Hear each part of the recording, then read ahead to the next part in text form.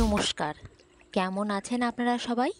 আশা করি ঈশ্বরের কৃপায় আপনারা সকলে খুব ভালো আছেন, সুস্থ আছেন। আমরাও ভালো আছি। আমার নতুন আরও একটি ব্লগে আপনাদের সকলকে স্বাগত জানাই। শরতের আকাশ আর শিউলি ফুলের দিকে তাকালেই মনে হয় দুর্গাপুজো এসে গেল। সত্যিই তো, হাতে গোনা আর মাত্র কয়েকটা দিন, তারপরেই তো দুর্গাপূজা। আমাদের গাছেও কয়েকটা শিউলি ফুল ফুটেছে, তাই জন্য ভাবলাম ঘরে এনে এইভাবে ঘরের মধ্যে একটু সাজিয়ে রাখি। সকালবেলাটায় চোখ পড়লে যেন চোখটা একেবারে জুড়িয়ে যায়, যেন মনে হয় সকালের যা যাবতীয় কাজ এক লহমায় ম্লিন হয়ে গেল, কোনো ক্লান্তি অস্বস্তিকর কিছুই আর নেই। তাই ভাবলাম ঘরটায় ঠিক এইভাবে শিউলি ফুলটা দিয়ে গুছিয়ে রাখি। সংসারের কাজ তো করতেই হবে, সেটা তো থেকেই যাবে, কিন্তু নিজেদের এই ছোটো ছোটো ভালো লাগাগুলোকে যদি গুরুত্ব না দিই, তাহলে ছোটো ছোটো জিনিসগুলোই আস্তে আস্তে হারিয়ে যাবে। মনে পড়ে সেই ছোটোবেলার কথা, এরকম আকাশে এরকম শরতের মেঘ আর শিউলি ফুল দেখলেই ঘরে এনে একটু আনাচে কানাচে দিয়ে রাখতাম, যাতে ঘরটা একটু গন্ধ হয়, কিংবা এরকম জলের মধ্যে করে দিয়ে রাখতাম যাতে দেখতে ভালো লাগে। ছোট ঘর ছিল বটেই, কিন্তু এই সমস্ত জিনিসগুলো চোখে পড়তেই না যেন মনে হয় যে ঘরটা আমার অনেক সুন্দর হয়ে উঠল, অনেক রাজকীয় হয়ে উঠল।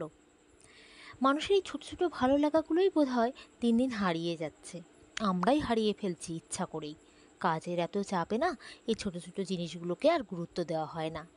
কিন্তু বাড়িতে যদি ছোটো বাচ্চা থাকে, তার কথা চিন্তা করেই এই সমস্ত ছোটো ছোটো জিনিসগুলো করতে বেশ ভালোই লাগে।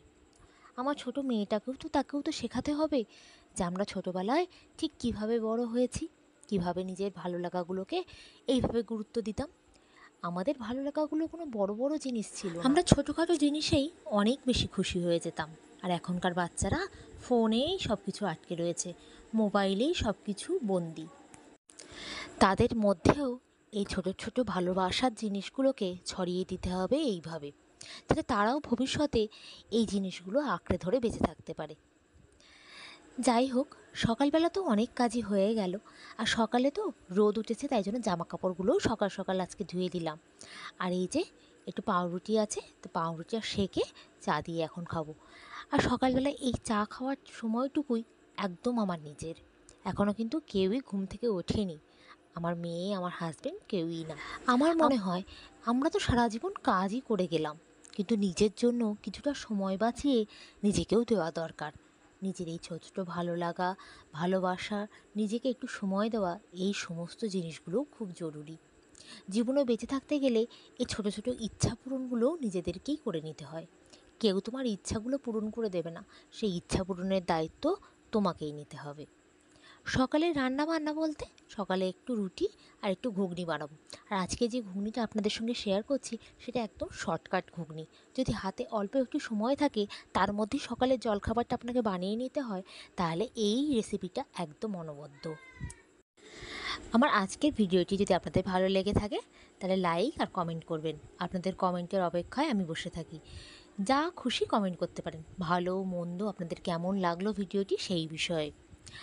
আর যদি আরও বেশি ভালো লাগে, আমার চ্যানেলটি সাবস্ক্রাইব করে আমার পাশে থাকবেন। রুটি করা হয়ে গেছে, তার সঙ্গে ঘুগনিও করা হয়ে গেছে, আর একটু ভাতও বসিয়ে দিয়েছি। রুটি ঘুগনি এই যাবে আজকের টিফিনে, তাই আমার হাজবেন্ডের জন্য টিফিনটাও গুছিয়ে রাখছি। ঘুগনি, রুটি, আর একটু রুটির সঙ্গে মিষ্টি পছন্দ করে, সেই অনুযায়ী ওকে টিফিনটা গুছিয়ে দেবো। আর এই যে আজকের আপনাদের সঙ্গে শেয়ার করছি সকাল 10টার মধ্যে কিভাবে সমস্ত কাজ গুছিয়ে করা যায়। সকাল 10টার মধ্যে এই তো টিফিনটা হয়ে গেল, ভাতটাও হয়ে গেল, এবার দুপুরে রান্নাটাও এক এক করে ঠিক হয়ে যাবে। আর আমি আজকে সকালবেলার রুটিটা খাবো না, ভেবেছি সকালবেলা আজকে মুড়ি দিয়ে ঘুগনি খাবো। এটি আমার খেতে খুব ভালো লাগে। ছোটোবেলায় এইভাবে মা মুড়ি দিয়ে ঘুগনি দিয়ে মেখে দিত। আজকে কেন জানি না, আজকে খুব ইচ্ছা করছে যে মুড়িটা দিয়ে ঘুগনিটা মেখে খাবো। আজকে হঠাৎ করেই মায়ের কথা বলতে পারেন, একরকম মায়ের কথা ভেবেই এই মুড়িটা দিয়ে ঘুগনিটা খাওয়া। স্মৃতি বড়ই মধুর, তাই না? আজকের মতো আমার ভিডিওটিও এখানে শেষ করছি। দেখা হবে আপনাদের সঙ্গে নতুন কোনো ভিডিওতে। আপনারা খুব ভালো থাকবেন, সুস্থ থাকবেন, সাবধানে থাকবেন, নিজেদের খেয়াল রাখবেন। আজ তাহলে আসি, নমস্কার।